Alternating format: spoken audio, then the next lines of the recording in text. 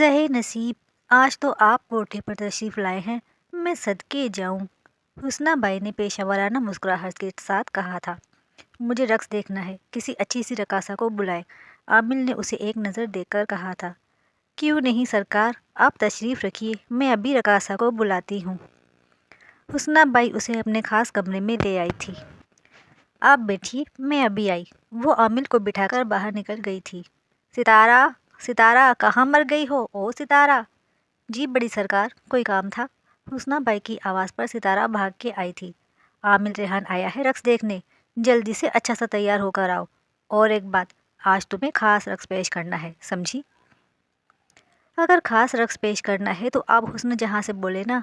आपको तो पता है वो कमाल का नाचती है, उस जैसी कोई रकासा नहीं है हमारे कोठे पर। सितारा के सामने हुस्न जहाँ का चेहरा लहराया था। वाह सितारा बाई, क्या मशवरा दिया है। जैसे कि तुम नहीं जानती कि वो किसी के सामने नहीं आती। रक्स करना तो दूर की बात है, हुस्ना बाई ने जलकर कहा था।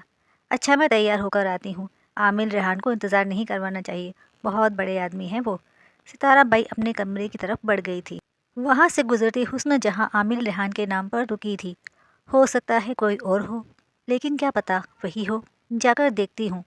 वो अपनी सोचों में उलझती खास कमरे की तरफ आई थी और खिड़की से ज़रा सा अंदर देखा था और सामने बैठे शख्स को देखकर वो साख्त रह गई थी। सालों बाद उस दुश्मन जाँ का दीदार हुआ था। इसे अपने सीने में दर्द उठता महसूस हुआ था। उस हरजाई के दिए जख्म याद आए थे। तुम यहाँ क्या कर रही हो। हुस्ना बाई की आवाज़ पर वो पलटी थी।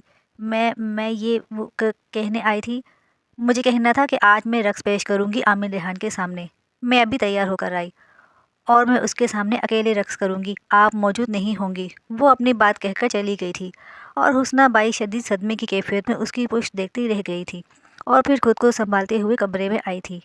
आधे घंटे बाद हुस्न जहाँ लंबा सा घूंघट डाले कमरे में आई थी। हुस्ना बाई बाहर चली गई थी। आमिल ने नज़र उठाकर उसे सर से पाँव तक देखा था। वो गहरे गले वाली स्लीवलेस जो सिकामदार शर्ट के साथ तंग सा पजामा और घुंघरू पहने खड़ी थी। आमिल ने उसे रक्स करने का कहा था और जब उसने रक्स करना शुरू किया तब आमिल जैसे मदहोश हो गया था। वो बहुत अच्छा रक्स करती थी और रक्स करते हुए आमिल को भी देख रही थी, जो पूरी तरह से रक्स में गुम हो गया था। हुस्न जहाँ के चेहरे पर तंजिया मुस्कुराहट आई थी। Now it's time to wake up mister आमिल, 1 2 3। नाचते हुए उसने अपना घूंघट पलटा था। उसका दुपट्टा नीचे गिरा था और आमिल उसका चेहरा देखकर होश में आया था, या फिर ये कि उसके होश हकीकी मायने में अब उड़े थे। आमिल को लगा जैसे पूरी की पूरी छत उस पर आ गिरी हो। वो बमुश्किल अपनी जगह से उठा था और हुस्न जहाँ की तरफ आया था। हुस्न जहाँ भी रक्स ख़त्म करके धीमी सी मुस्कुराहट के साथ उसका उड़ा हुआ रंग देख रही थी। तो तुम यहाँ। आमिल को अपनी आंखों पर यकीन नहीं आ रहा था।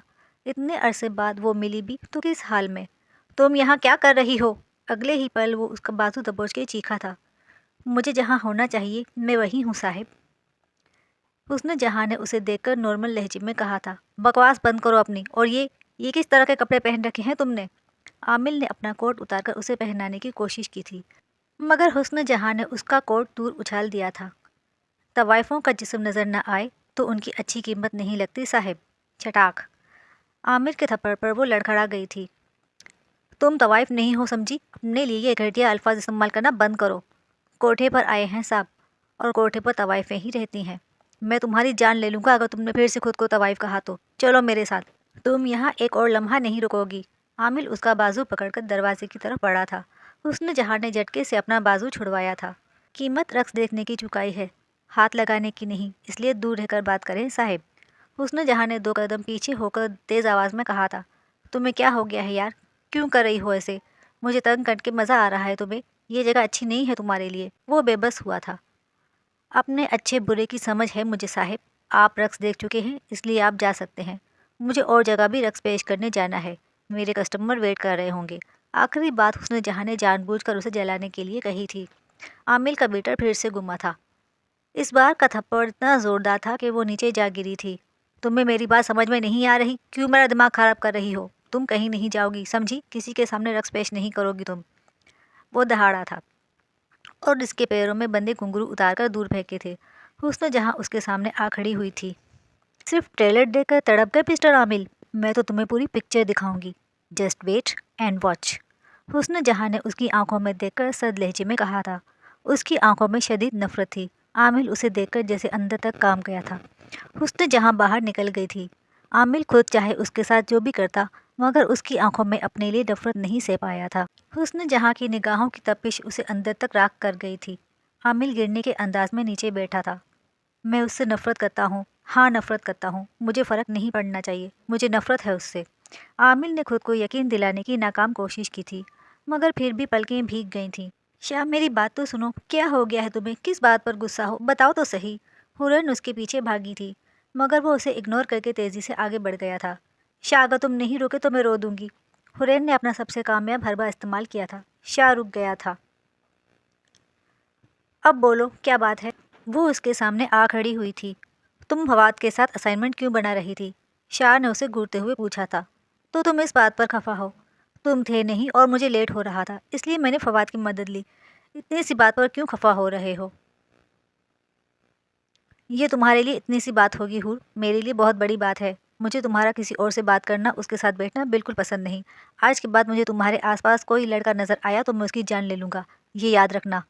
شاہ نے اونچی آواز میں کہا تھا۔ اوکے اوکے ریلیکس میرے ہیرو، اب سے ایسا نہیں ہوگا، آئی پرومس، حور نے مسکرا کر کہا تھا۔ شاہ بھی مسکرا دیا تھا۔ یہ ہوئی نا بات، تم مسکراتے ہوئے ہی اچھے لگتے ہو، اینگری برڈ نہ بنا کرو، حورین نے اس کا گال کھینچ کر کہا تھا۔ آئی ایم ویری سوری حور، تم سے روڈلی بات کی، تم جانتی ہو میں ایسا ہی ہوں، میں بہت پیار کرتا ہوں تم سے یار۔ حورین اپنے شاہ سے کبھی ناراض نہیں ہو سکتی۔ اب چلو سراشمی کے لیکچر کا ٹائم ہو گیا ہے، اگر لیٹ پہنچے تو سر کچا چبا جائیں گے، حورین نے ہنستے ہوئے کہا تھا، اور شاہ اس کے چہرے سے نظریں نہیں ہٹا پایا تھا۔ وہ کپڑے چینج کرنے کے بعد ڈریسنگ ٹیبل کے سامنے آ کھڑی ہوئی تھی۔ اس کے بائیں گال پر عامل کی انگلیوں کے نشان واضح تھے۔ دوسرا تھپڑ دوسرے گال پر مار دیتا تو اس کے باپ کا کیا جاتا؟ ایک ہی گال پر دو ٹکا دیے۔ درد ہو رہا ہے، اسے اپنے جلتے گال پر ہاتھ رکھا۔ تبھی اس کے کمرے کا دروازہ دھڑام سے کھلا تھا۔ اندر آتی اپنی ماں کو دیکھ کر وہ خود کو تیسرے تھپڑ کے لیے تیار کرنے لگی تھی۔ فضا بیگم نے اس کے قریب آ کر اس کے دائیں گال پر زوردار تھپڑ جڑا تھا اور حسن جہاں اس بار پر مطمئن ہوئی تھی کہ تیسرا تھپڑ بھی اسی گال پر نہیں پڑا تھا۔ تم پاگل ہو گئی ہو، اپنا ہوش کھو بیٹھی تھی، کیوں کیا رقص تم نے؟ بولو۔ فضا بیگم کا بس نہیں چل رہا تھا کہ وہ حسن جہاں کے ٹکڑے ٹکڑے کر دیں۔ عامل آیا تھا آج، اس کے سامنے رقص کیا ہے، ورنہ آپ جانتی ہیں اس کوٹھے پر کسی کی نظروں میں خود تک کو آنے نہیں دیتی۔ حسن جہاں نے اپنا جبڑا دباتے ہوئے کہا تھا، جو بری طرح دکھ رہا تھا۔ عامل ریحان، وہ کیسے آیا یہاں؟ فضا بیگم حیران ہوئی تھی۔ رقص دیکھنے آیا تھا، امیر باپ کی بگڑی ہوئی اولاد، سالہ کمینہ، دل تو میرا کیا ایک لگاؤں اس شریف زادے کو، جو دن کے اجالے میں شرافت کا چولا پہنتے ہیں اور رات کے اندھیرے میں اپنی ساری شرافت بالائے طاق رکھ کر طوائفوں کے کوٹھے پر ان کے پہلو میں ملتے ہیں۔ حسن جہاں نے نفرت سے کہا تھا، تم ٹھیک ہو نا؟ فضا بیگم کو اس کی فکر ہوئی تھی۔ مجھے کیا ہونا ہے امی، اور سچ پوچھیں تو آج میں بہت خوش ہوں۔ عامل کے چہرے پر جو تکلیف تھی نا امی، وہ میرے جلتے دل کو سکون دے گئی۔ آج وہ نہیں سوئے گا اور میں سکون کی نیند کروں گی اتنے عرصے بعد۔ تمہیں اتنا یقین کیوں ہے کہ وہ بے چین ہوگا؟ وہ نہیں سوئے گا، بلکہ وہ تو خوش ہوگا تمہاری بربادی پر۔ محبت کی تھی تو بھی اندھا یقین کیا تھا اس کمینے پر، اب نفرت کی ہے تو بھی خود سے زیادہ یقین ہے اس پر، وہ روئے گا۔ اب اس بار اس کی باری ہے تڑپنے کی، اور وہ کہتے ہیں نا، اسے ناز ہے وہ حسین ہے، اس کے گلستاں کی مثال کیا، تو مجھے بھی فخر ہے میں عشق ہوں، جو جلا نہ دوں تو کمال کیا۔ حسن جہاں نے چبا چبا کر شعر کہا تھا۔ اسے جلانے کے چکر میں اپنے کردار پر دبا لگا گئی ہو پاگل، اب کون دے گا تمہیں اپنا نام؟ فضا بیگم کی آواز بھر آئی تھی۔ پہلے بھی کوئی نام نہیں دینے والا تھا امی، طوائف کی بیٹی طوائف ہی ہوتی ہے، اس شریف زادے نے آپ کے سامنے تو کہا تھا، بھول گئی آپ؟ حسن جہاں کی آنکھوں میں نمی آئی تھی۔ فضا بیگم نے اسے اپنے سینے سے لگایا تھا، بہت ضبط کے باوجود بھی حسن جہاں خود کو رونے سے نہیں روک پائی تھی۔ وہ برا ہے امی، بہت برا ہے، محبت بری ہے، عامل سے محبت نہیں کرنی چاہیے تھی مجھے۔ محبت بری نہیں ہوتی بیٹا، انسان برے ہوتے ہیں، فضا بیگم نے اس کے سر پر بوسہ دے کر کہا تھا۔ حسن جہاں کے رونے میں تیزی آئی تھی۔ عامی بھائی تم آ گئے، ہم دونوں کب سے تمہارا ویٹ کر رہے ہیں، اریب نے اسے اندر آتا دیکھ کر کہا تھا۔ عامل بنا جواب دیے اپنے کمرے کی طرف بڑھا تھا۔ بھائی کیا ہوا، تم ٹھیک ہو نا؟ اسد کو اس کی حالت دیکھ کر تشویش ہوئی تھی، دوسری طرف ہنوز خاموشی تھی۔ اسد اور اریب اقرا بیگم کے کمرے کی طرف گئے تھے۔ امی وہ بھائی کی حالت ٹھیک نہیں ہے، آپ دیکھیں نہ جا کر، ہمیں تو جواب نہیں دے رہا۔ اسد نے پریشانی سے کہا تھا۔ اچھا ٹھیک ہے، میں دیکھتی ہوں، تم دونوں تو اپنا حال درست کرو، اقرا بیگم نے ان دونوں کا اڑا رنگ دیکھ کر کہا تھا۔ وہ دونوں جڑوا تھے اور عامل سے 2 سال چھوٹے تھے، ایک دوسرے کے لیے تو پوزیسو تھے ہی، ساتھ میں عامل کے لیے بھی جنون کی حد تک پوزیسو تھے۔ اقرا بیگم عامل کے کمرے کی طرف گئی تھی۔ عامل، امی جان، دروازہ کھولو میری جان۔ اقرا بیگم نے دروازہ بجایا تھا، تبھی اندر سے توڑ پھوڑ کی آواز آئی تھی۔ امی کیا ہوا ہے؟ عامل تم ٹھیک ہو نا؟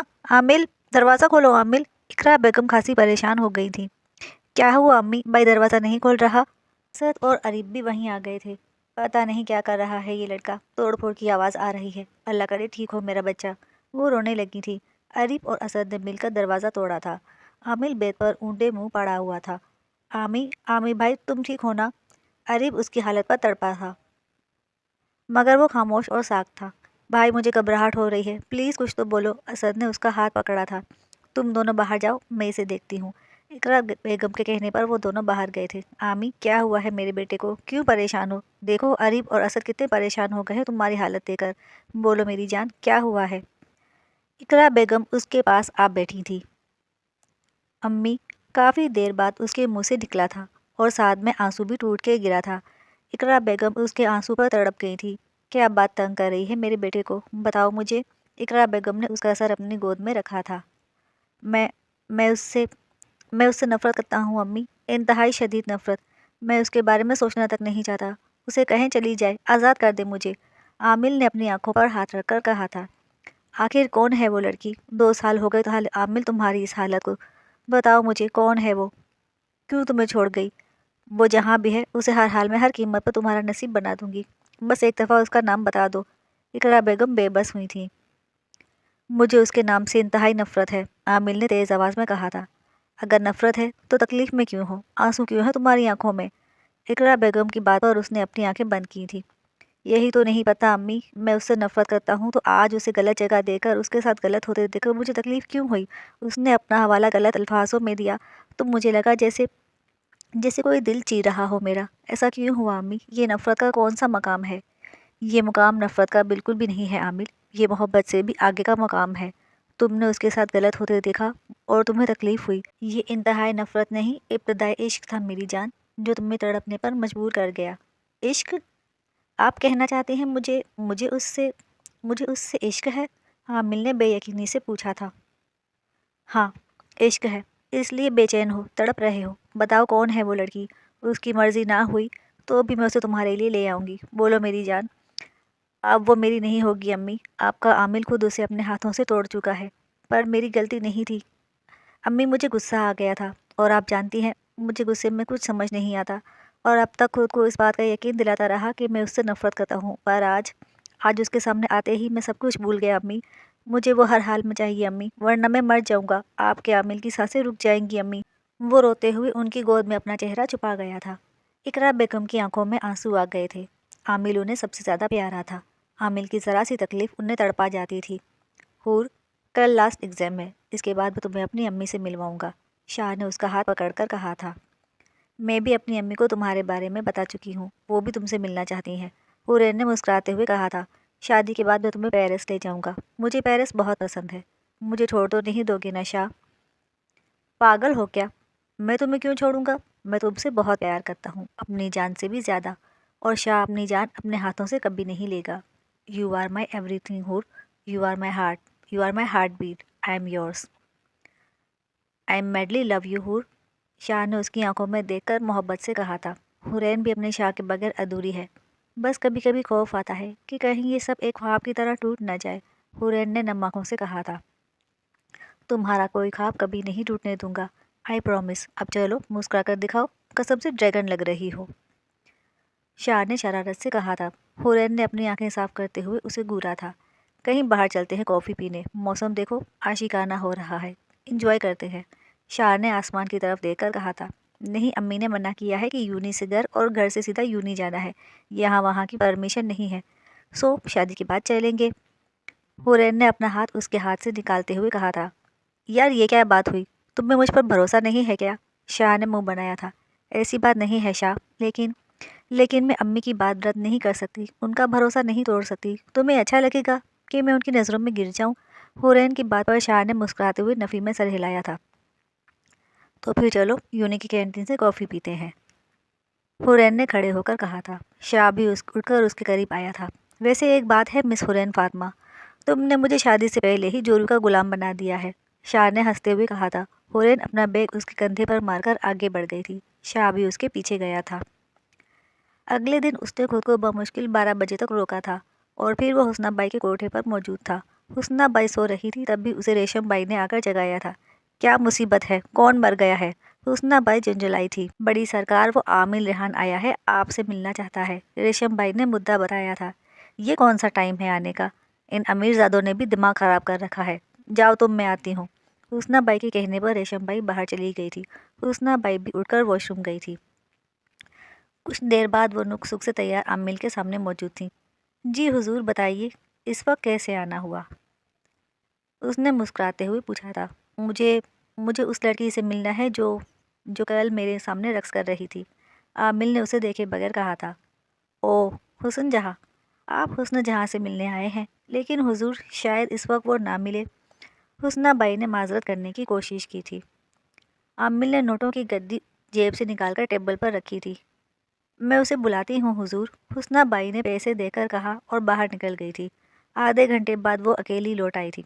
आमिल ने मतलाशी नज़रों से उसके पीछे देखा था।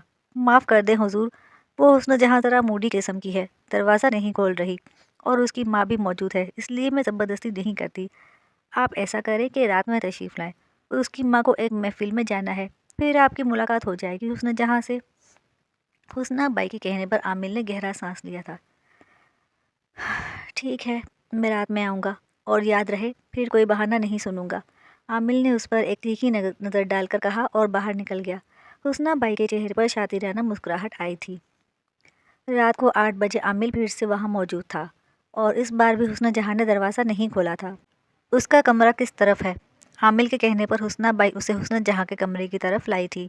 आमिल ने ज़ोर से दरवाज़ा बजाया, मगर बेसुध। कमरे की लॉक की डुप्लीकेट चाबी है या मैं तोड़ दूँ दरवाज़ा? आमिल ने गुस्से से पूछा था। हुस्ना बाई फ़ौरन चाबी ले आई थी। आप जाइए, मैं देख लूँगा उसे। हुस्ना बाई वहाँ से चली गई थी। आमिल दरवाज़ा खोल के अंदर आया था और दरवाज़ा बंद किया था। वो दुश्मन जहाँ सामने बेड पर कुर्ती और खुली सी ट्राउज़र पहने दुपट्टे से बेनियाज ऊंधे मुँह लेटी किताब पढ़ने में मसरूफ़ थी और कानों में हेडफोन भी लगे थे। ये उसकी पुरानी आदत थी। वो जब भी परेशान होती तो किताब पढ़ना और गाना सुनना, ये दोनों काम एक साथ करती थी। आमिल धीरे से चलता हुआ उसके पास आ बैठा था। उसने जहाँ ने चौंक कर पीछे देखा और आंखें हैरत से फटी की फटी रह गई थीं।